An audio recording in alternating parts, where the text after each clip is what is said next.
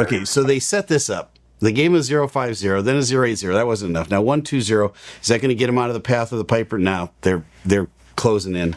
Watch. Approach 3930. We just responded to an RA. So now United 3930 just responded to an RA. The difference between a TA and an RA is the command to climb or descend. So that first TA comes out, says traffic, traffic. They look outside, they see the little Piper. The next thing is the computer's going to go climb, or it's going to say, climb or descend, and descend now. And then it gives you a little vector on your screen in front of you that turns green. You simply turn off the autopilot and the auto throttle. You fly the airplane into that little green vector range, right? And then that's going to give you enough separation that you're going to avoid a collision with whatever other aircraft it is. So then you're kind of required to let everybody know why you deviated from your altitude. So let's say their assigned altitude was 5,000 at this point, and they descended all the way down to 4,500. The next thing you're going to do as a pilot is you're going to climb back up to that 5,000 foot altitude, and then you're going to get on the radio because you're a little miffed at this point. It's like, okay, what just happened? And then you're going to say, hey, we just responded to an RA. That gets you off the hook for descending from an altitude that you were assigned. They do that. Here's what's missing. Listen.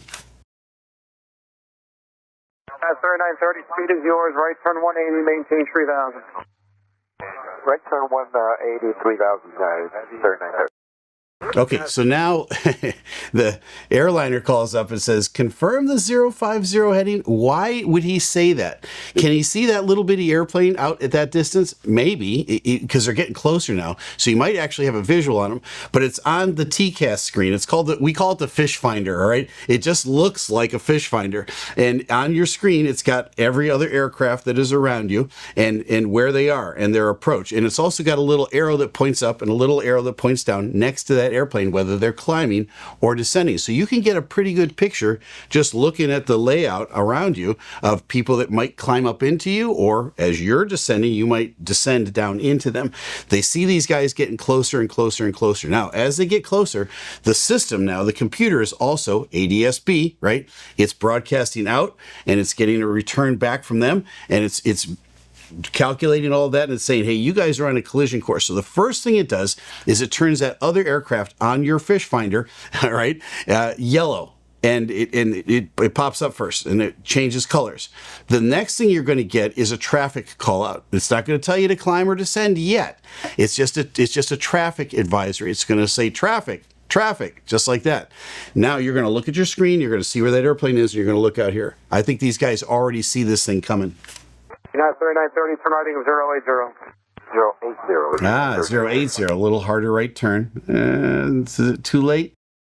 United 3930, right turning on 120. 120, United 39. But it's what happens after that that really has me scratching my head. Watch.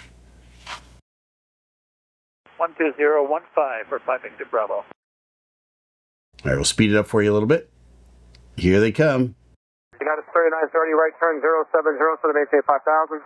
070, 5000, United 3930. Okay, so that's a normal vector for an airliner coming in. He's going to get set up here in Newark. Our old buddy Newark, right, is in the news again. And they're going to kind of get him on what's called a downwind. So let's say the runway is this way that you're going to land on. They're going to take you down away from the runway for a little bit. They're going to turn you. They're going to descend you. And then as they get you set up for the approach, they're going to turn you back in. You're going to be at about 3,000, sometimes 2,500 feet to intercept the glide slope all the way down to the runway to your landing. So that's what the setup they've got for these guys. This Piper Cherokee now is transiting past, but these two are going to get real close to each other. 050, heading at 5,000. 50 heading at 5,000. So he varies the heading a little bit. He had him going to 070, now he's got to go into 050. That's going to be a problem because that's going to put him right in the path of this Piper. Approach confirmed by 050, heading for 3930. Not all near midairs are created equal. This one certainly is a near midair, but it's what's missing from this one that is really telling. Let's watch.